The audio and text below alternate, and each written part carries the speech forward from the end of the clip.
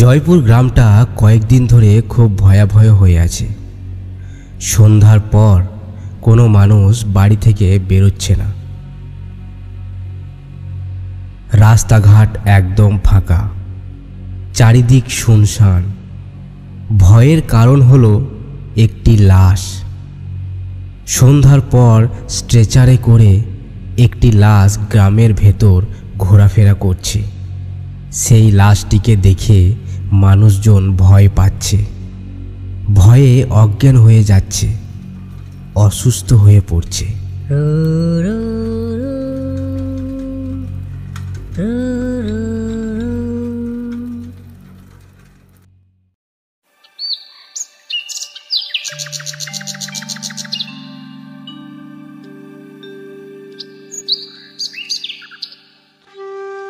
বুঝলি রাকেশ, আমাদের গ্রামটা কোনো এক শয়তানের নজরে পড়েছে। না হলে এরকম ঘটনা কিভাবে ঘটে? সন্ধ্যা হলেই কোনো এক লাশ চলাফেরা করছে। এই ঘটনায় গ্রামের লোকজন খুব চিন্তিত হয়ে পড়েছে। সন্ধ্যার পর তারা বাড়ি থেকে বেরোতে পারছে না। কিন্তু এভাবে চলবেই বা কতদিন? এর তো কোনো ব্যবস্থা নিতেই হবে।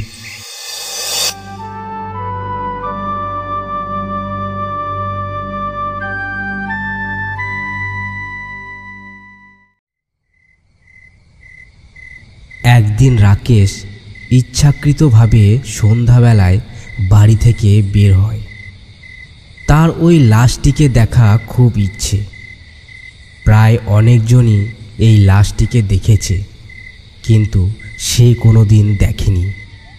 সে এদিক ওদিক হাঁটতে থাকে এবং সেই লাশটিকে খুঁজতে থাকে।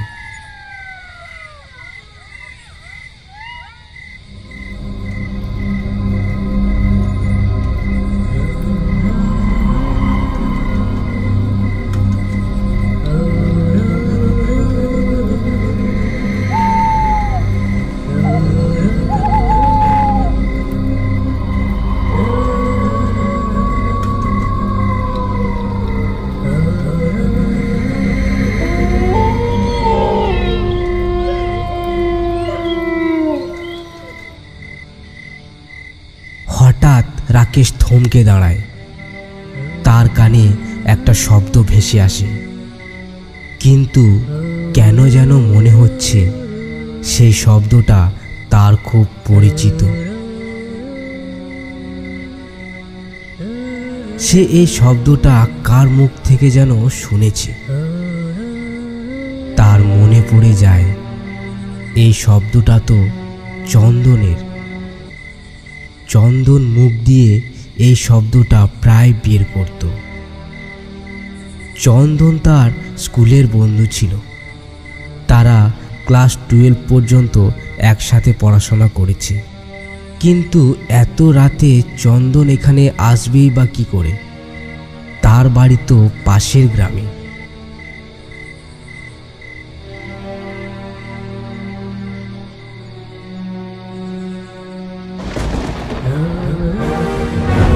হঠাৎ সে থমকে দাঁড়ায়। দেখতে পায় সামনে রয়েছে সেই লাশ।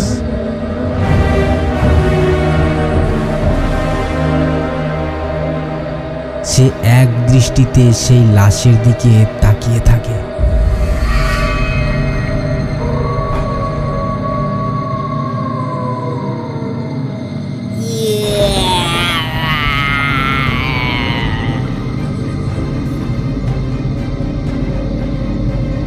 লাশটিকে উঠে বসতে দেখে রাকেশ ভীষণ ভয় পেয়ে যায়।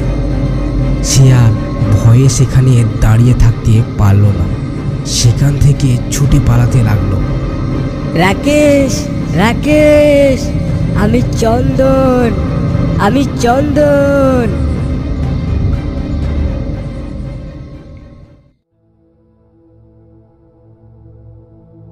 সে ছুটতে ছুটতে বাড়ি পর্যন্ত চলে আসে এবং ভাবতে থাকে তার বন্ধু চন্দনের কথা।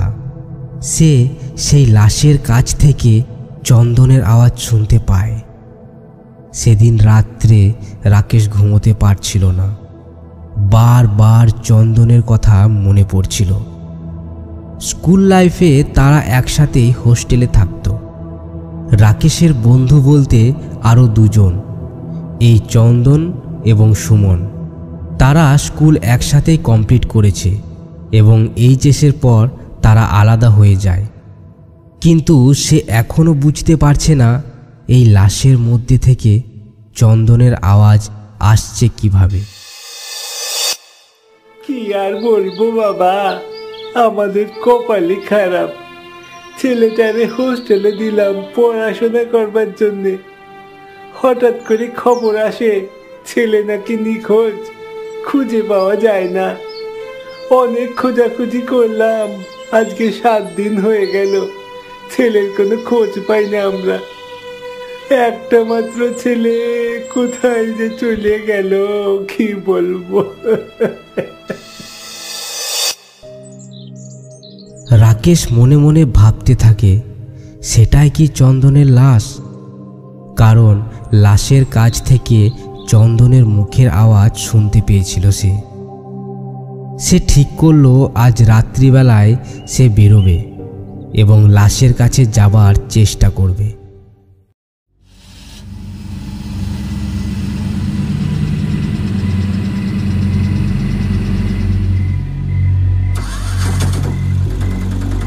এরপর সেদিন রাত্রে রাকেশের আরেক বন্ধু সুমন অনেক দিন পর গ্রামের বাড়ি ফিরল। তার বাড়ি রাকেশের গ্রামেই। সে এসব ঘটনার ব্যাপারে কিচ্ছু জানত না।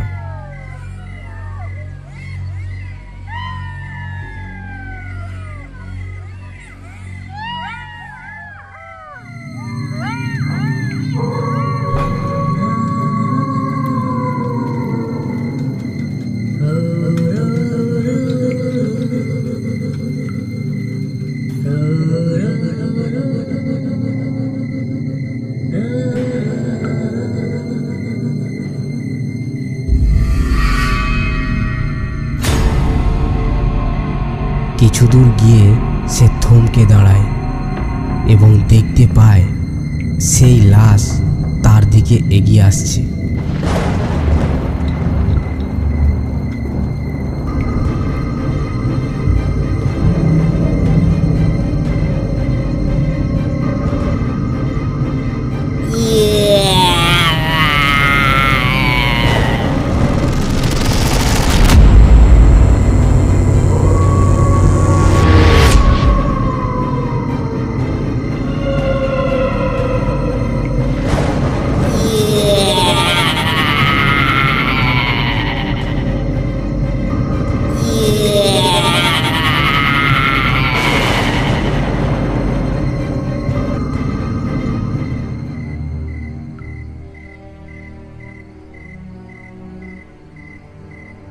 চন্দন, চন্দন, তোর এসব কি করে হলো ভাই? রাকেশ, আমার সব কিছু শেষ হয়ে গেল রে ভাই, আমার সব শেষ হয়ে গেল। হোস্টেলে থাকার সময় আমি জানতে পেরে গিয়েছিলাম এই সুমন একটা পকেট মার। সে সবার টাকা চুরি করত। একদিন সুমনকে আমি দেখে ফেলেছিলাম এবং আমি বলেছিলাম এই ঘটনা আমি সবাইকে বলে দেব। সেই রাগে সুমন আমাকে মেরে ফেলে। তাই প্রতিশোধ নেওয়ার জন্য আমি আমার লাশটিকে এখনো পুড়াতে দিইনি। আমি আমার লাশ নিয়ে তোদের এই গ্রামে ঘুরে বেড়াতাম। আমি অপেক্ষা করছিলাম কবে আমি আমার প্রতিশোধ নেব। আজ আমি আমার প্রতিশোধ নিয়েছি। তুই আমার বাড়ির লোককে বলে আমার লাশটাকে পুড়ানোর ব্যবস্থা করে দিস ভাই। আমি আসছি, ভালো থাকিস।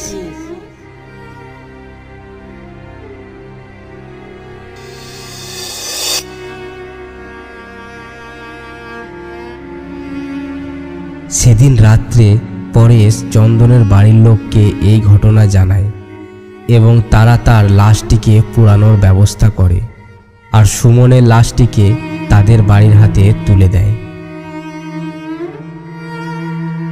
সেদিনের পর থেকে গ্রামে আবার শান্তি ফিরে আসে চন্দনের লাশকে আর কোনোদিন সেই গ্রামে দেখা যায়নি।